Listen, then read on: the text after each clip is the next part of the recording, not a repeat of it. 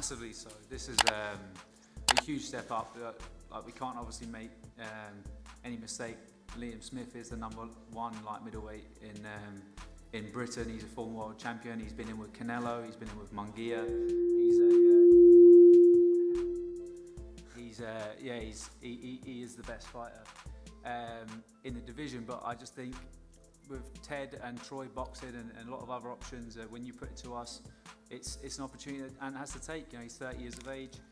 It's an opportunity that I believe he's going to grab with both hands and win. So it's a fantastic fight, and I'm really looking forward to it.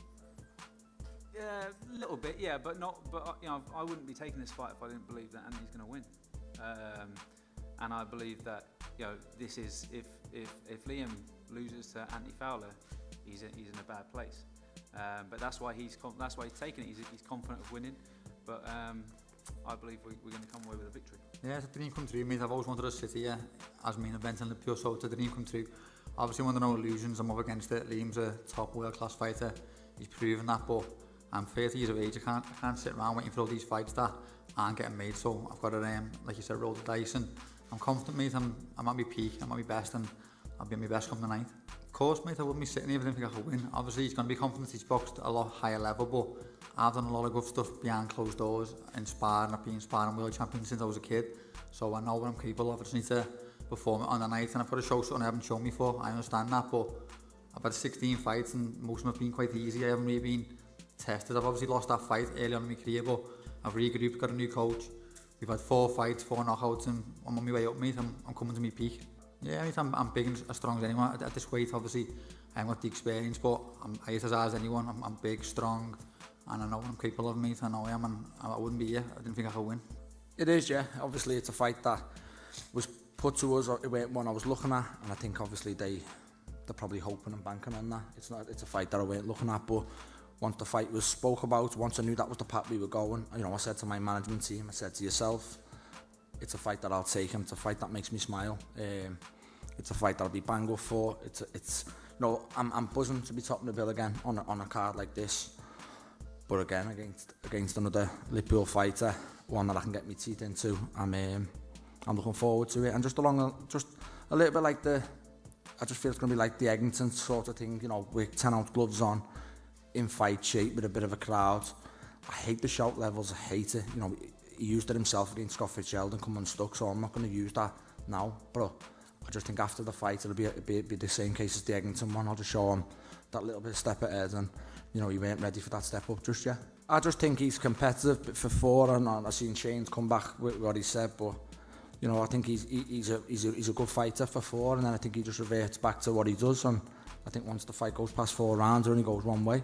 Course, and obviously you know how bad he is on social media anyway, so imagine me losing to him on social media.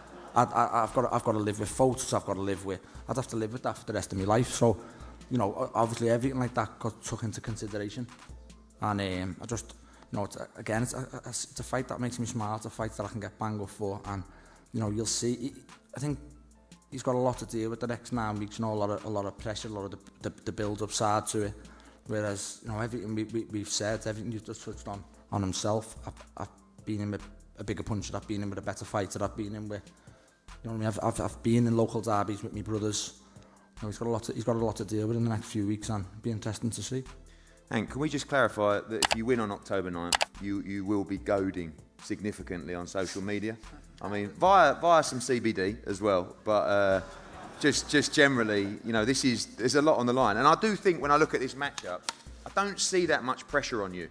Yeah. Because, again, if you lose this fight, and I know you'll be devastated, but many people believe you may lose this fight. If he loses this fight, then he's going to really struggle to deal with it in terms of everything he's achieved in his career. Do you see that element as well, or you put that pressure on yourself regardless? You know what, mate, I'm not even lying. I haven't had a chance to think about it, mate. I've just come out of a fight, went home to a baby crying, mate. I've just had a bit of a stressful week. So I'm just having a chance to sit down and think about it all. When I get back to camp with Shane, I'm going to completely switch on fight mode, but I wouldn't go to him at all, mate. I've got a lot of respect for the guy. He's been a world champion. His brothers, and they've all done amazing, mate, for the city. I've got nothing but respect for them all. It's just a fight, mate. It's just a job. I used to look at boxing different years ago. Now I look at it as a job, mate. At the end of the day, when I retire, after another kid sitting here, it's just a big merry-go-round. It's not my life, boxing's my job, and this fight it's just business, nothing personal. You believe you're going to break him down, and you believe you'll stop him on October 9th? Yeah, 100% I do. But I'll be wary of his power the same way I'll be wary of anybody's power sitting on this table. You know, he's got 10-ounce gloves on. I'm not deluded. I've been in boxing a long time. I think one shot can change a fight with any fight in question. But people are getting a little bit mixed up. I'll ask you a question. If Anthony loses, where does he go? He's 30. No, I think he fights the guys that, you know, we talk about, European title, you know, Conway, Metcalf, these kind of guys. I think that for him, it's an opportunity to jump a whole new level that he's at the moment. Yeah. And I think it is a little bit of a shot to nothing. For you, I think you want to go out and you want to fight Jesse Vargas, you know, in those kind of fights. And if you win this fight, you're going to fight all those guys. But if you lose this fight, then I think it's your lot. Yeah, it is. And I know that's the pressure. No, but that's the pressure for you. And I think that's what's so fascinating about the fight. Because you want to be at world level. And if you don't beat Anthony Fowler, I think that will make your mind up of where you want to be. That's the pressure on you. The pressure on Anthony is, yeah, it's a bit of a shot to nothing. But ultimately, you're from Liverpool. Yeah. The time this fight comes around, everyone's talking about it. There's 9,000 people in the arena. This is bragging rights, but this is two guys going on who want to achieve bigger things. And for you, get back to those levels. But my point being, though, Ed, is people are forgetting Anthony's 30.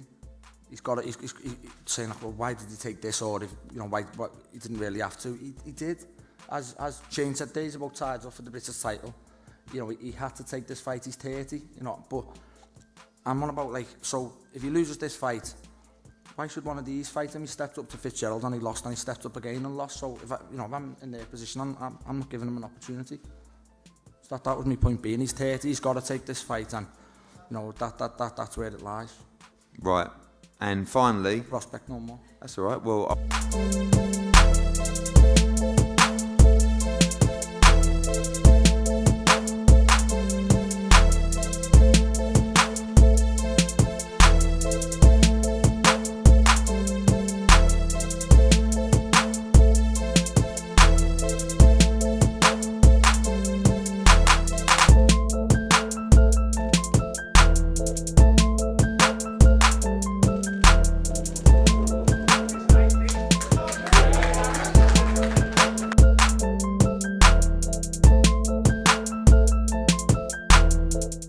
Firstly, I'd like to thank you and Matchroom for the opportunity, Ted for the fight, and the Zone for the platform. It's going to be a massive fight on a huge platform, and one I'm really excited about. Yeah, definitely. I rate Ted Cheeseman really high. He's a great guy in the ring and out of the ring. But on October the 9th, we put friendship aside, and it's all down to business. You believe October 9th you become the new British light middleweight champion? Yeah, 1,000,000%. It's a really good fight for me. Another undefeated fighter, a good fighter. To prove myself again and again, and I believe for me this is my last hurdle before I push on in my career and move past the British level. But this is what's really motivating me, that I have to get past this last hurdle to be able to do that. So you're going to see the best Ted Cheeseman you have.